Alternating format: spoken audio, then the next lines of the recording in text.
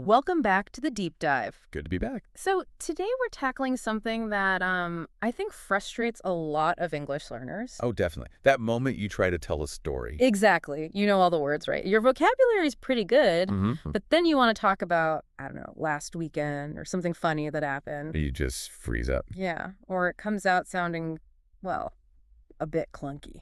That feeling of being tongue-tied, it's incredibly common, especially around the B1, maybe B2 level. We hear about it a lot. We do. Yeah. People try to describe something simple that happened in the past, Right. and you end up with sentences like, I eat breakfast and then I was leaving the house. Oh. Yeah, you hear that and you know something's not quite right. Exactly. It stops the flow. It makes you feel less confident. You feel like you're just translating word by word. And our research, the sources we looked at, they really pinpoint this. It's not usually about not knowing enough words. No, it's about the structure, the narrative structure. So that's our mission for this deep dive. We want to give you the keys to unlock that structure. We're focusing specifically on the contrast between the past simple and the past continuous. Two fundamental tenses. Absolutely essential. Yeah. And the goal isn't just, memorizing grammar rules off a page. No, it's about application. It's about learning how to actually use them to paint a picture with time, to tell a story. We want to help you move from just listing events, I did this, then I did this, to sounding like a natural, confident storyteller. Because mastering these two tenses, understanding how they work together, that's how you make your stories clear, engaging. And just sound, well, more like you speaking English naturally. It's fundamental for describing actions, past events, your own experiences. It really is key to fluency. It's not just for big, important stories either, is it? Not at all. Yeah. It's for telling someone what you did 5 minutes ago. Right. And getting this right helps overcome that big psychological barrier, that fear of sounding strange or making mistakes. Exactly. So let's get into it. Okay, so why do we even need two main past tenses like this? Why the contrast? Good question. It's all about storytelling, isn't it? It really is. When you tell a story, you almost never jump straight to the main event, the most important action. No, you have to set the scene first, give some context. You need to create the atmosphere, paint the background picture before the main action kicks off. I like the movie director analogy you mentioned earlier. Yeah. Before the main character, say, walks in and does something dramatic that's your past simple action, the camera often shows us the setting first. Maybe it was raining outside, people were walking by. The wind was blowing, all that background stuff. Those are your broad strokes, the ongoing actions. Yeah. That's the past continuous setting the stage. Exactly. Our source material has a really good, clear example of how these two work together. Okay, let's hear it. Right. Last Friday, after work, Dave and Susie went out for a drink. Okay, simple start. Past simple. They went out. They were having a chat outside the pub. Ah, okay, so that's the background. They were in the middle of chatting. Continuous. When suddenly they saw a terrible car crash. Boom. The short, sharp interruption. Past simple. Saw. See how that works? The very having sets the scene, establishes the normal situation. And then the saw is the sudden, completed event that interrupts it. It creates drama. It does. If you just said they had a chat and then they saw a car crash. It just sounds like a list. Event 1, event 2. You lose all that context, that tension. That's the absolute core difference we need you to grasp. The past continuous is for the longer action, the background, the atmosphere. Thing that was already in progress. Right. And the past simple is for the shorter action, the one that interrupts or happens during that background. Okay, let's look at that other example, the one about Sandra. It really highlights the interruption idea. Yeah, this one's very practical. Sandra was painting her flat. Okay, background action. Probably took a while. Continuous. When she fell off the ladder. Interruption 1. Short action. Simple. And broke her leg. Interruption 2 or consequence. Also short. Completed. Simple. The painting was ongoing. The falling and breaking were quick, finished moments that changed everything for her. And if you didn't use was painting, if you just said, Sandra painted her flat and she fell. It sounds like maybe she finished painting, and then later, maybe even the next day, she fell. You lose the connection. You lose the sense that the fall happened because she was up the ladder painting. Exactly. The fuzz painting when she fell, structure gives you that crucial feeling of being right there in the moment. It tells the story properly. All right, let's solidify the past simple first. It's often the one learners feel maybe more comfortable with initially. Often, yes. But getting the usage really precise is key, especially for B1 and B2 levels. So the absolute core definition. Past simple. For actions that started and finished at a specific time in the past. Completed. Done. Over. It has a definite endpoint. Yes. And the other key function you mentioned. Sequence. Right. If you're just listing things that happen one after another. First this happened, then this. Past simple gives you that clear chronological order. Okay, let's see examples for both. Completed action first. From the notes. Yesterday, Amy played for 2 hours with her box. Okay, 2 hours defines the time. It's finished, played, simple. And for sequence. When we arrived, I had a shower. Right. So the arriving happened first, then the shower happened second. Both completed. If you said, when we arrived, I was having a shower, that means the shower was already in progress at the moment of arrival. Totally different meaning. The past simple forces that step-by-step understanding. Arrival complete, then shower starts and finishes. Exactly. Okay, structure. Affirmative first. This is usually the easy part. Usually. The verb form is the same for everyone, right? Yeah. I, you, he, she, we, they. Yep, nice and simple there. The main work is changing the verb itself into its past form. And for regular verbs, that means adding ed. Work becomes worked, play becomes played. Easy peasy. But there are always spelling rules in English. Always. Let's quickly cover the main ones for adding ed because mistakes here are common. Okay, rule 1. Verbs already ending in a silent e, like or live. Just add d. Liked, lived, don't double the e. Correct. Rule 2. Verbs ending in consonant plus y. Think study or try. Ah, the y changes to I, then add ed, studied, tried. Right. But importantly, if it ends in vowel plus y, like play or enjoy. The y stays. Played, enjoyed. That little detail catches people out. It really does. And rule 3, the CVC rule. Consonant, vowel, consonant for short one-syllable verbs. Like stop or plan, you need to double the final consonant. To keep the short vowel sound right. So stopped, S-T-O-P-P-E-D, planned, P-L-A-N-E-D. Exactly. Vital for correct spelling. Okay, that's regular verbs. Now, the elephant in the room? Irregular verbs. Done, done, done. No rules, pure memorization. Pretty much. Things like speako, spoke, run, ran, go, went, eat, ate, see, sci-fi. They're often the most common verbs too, aren't they? Absolutely. You can't have a basic conversation without them. There's just no shortcut. You have to learn them. And some are tricky because they don't change at all, like cut, put, hit, hit. Right. You just have to know from the context that it's past tense. Mastering your regulars is a huge step towards sounding natural.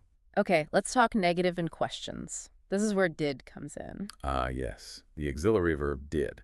This is where a lot of errors happen. But the rule is actually designed to make things simpler. How so? Because did takes all the past tense responsibility. It carries the past tense marker. Meaning the main verb? Goes back to its basic form. The infinitive without to, no ed, no irregular change. Okay, so for negative sentences. You use didn't or did not, plus the base form. And the common mistake. Saying something like, I didn't went, or she didn't played. Right, because did already made it past tense. Exactly. The correct way is, I didn't go, she didn't play. The main verb stays simple. Got it. Same logic for questions. Same logic. Did comes before the subject, then the base form of the main verb. Did you go? Not did you went. Did she play? Not did she play it. Simple when you see the pattern. And this structure gives us those nice, neat, short answers. Did she travel? Yes, she did. No, she didn't. Native speakers use these constantly, so practicing them is really important for conversational flow. Full answers are fine too, of course. No, she didn't travel to Cancun. And then we have why questions, asking for more information about these completed past actions. Right. Using question words like where, what, when, how, who, why. But the grammar structure stays the same. Way word plus did plus subject plus base verb. Precisely. Where did you go? What did she see? When did they arrive? How did he travel? Who did you meet? Why did it happen? Always did plus the base form. Nail that, and you can ask about any finished past event, clearly. Like shift gears. Past simple is done. Finished. Now for his partner. The past continuous. The one that adds the color, the background, the duration. Exactly. This is for actions that were in progress for a period of time in the past. They hadn't necessarily finished the moment we're talking about. It sets the scene, gives the context for maybe another action that happened. It answers that question. What was happening at this specific moment? Or what were you in the middle of doing? Let's revisit that Amy example. Right. Yesterday at about 2 o'clock, Amy was playing with her box. The key there is at about 2 o'clock. It pins the ongoing action to a specific time. And her parents were watching her proudly, also ongoing at that same time. We're not focused on when she started or finished playing. We're focused on the fact that the playing was happening at 2 p.m. That's the essence of it. Duration and being in progress. Okay, the structure. This one feels pretty consistent. It is. Two key parts. Huh? The past tense of the verb be, Which is was or were. plus the main verb with an ing ending, always ing. And was versus were depends on the subject, like always with be. Yep.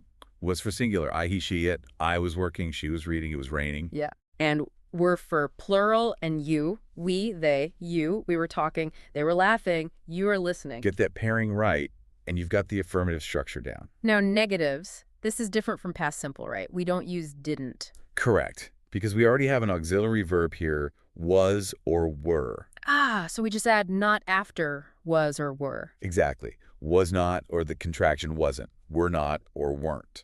So she wasn't playing with her box. They weren't watching TV.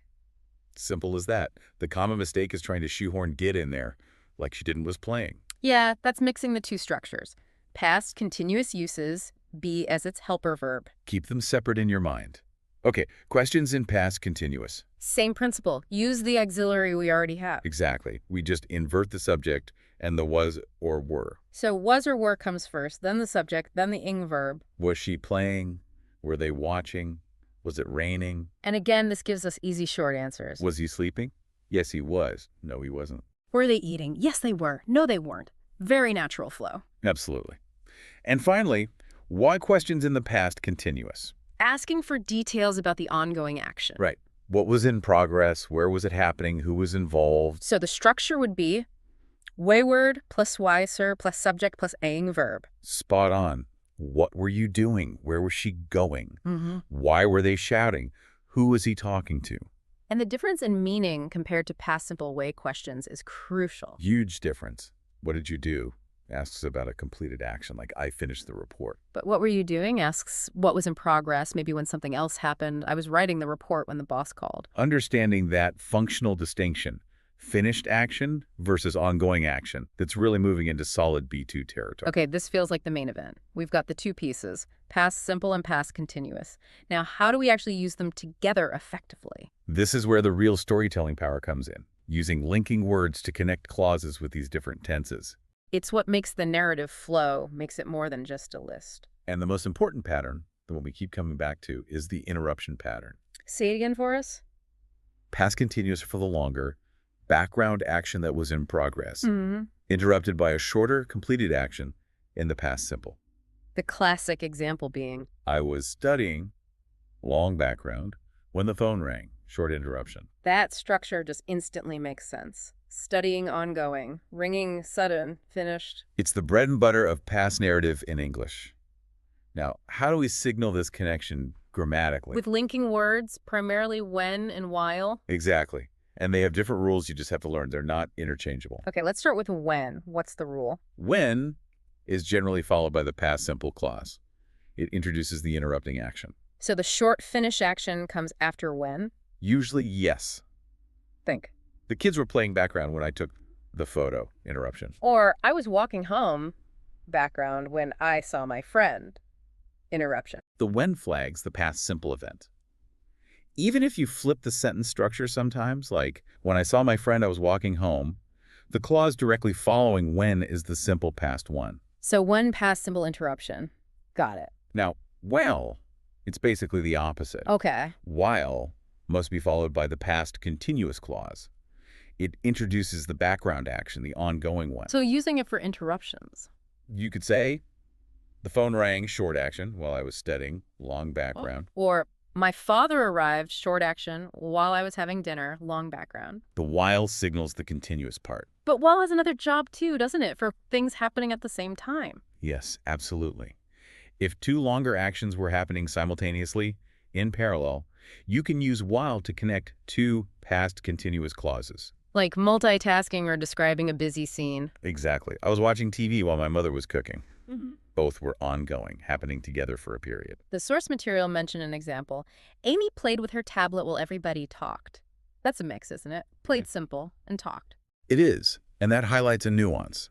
Sometimes, repeated short actions like talked can be expressed in the simple past, even if they occurred over a period. Okay. But to make it clearly about the background noise or simultaneous duration, using past continuous for both is often smoother, especially for learners. Amy was playing with her tablet while everybody was talking. That emphasizes the ongoing nature of both. Good tip. Stick with continuous for clear parallel actions. Generally safer, yes. Okay, one more crucial connector. Because For explaining the reason why something happened. exactly. And often, the reason why a finished action, past simple, happened is because another action was in progress, past continuous. Give us an example. He didn't hear what the teacher said. Finished result. Okay, past simple negative. Because he was talking to his friend. Ongoing cause. I see. The ongoing talking directly caused the not hearing. Right. If you said, because he talked to his friend, it sounds like he finished talking and then couldn't hear, which is less direct. Yeah. The past continuous was talking shows the action was happening at the same time as the teacher speaking, actively preventing him from hearing. Precisely.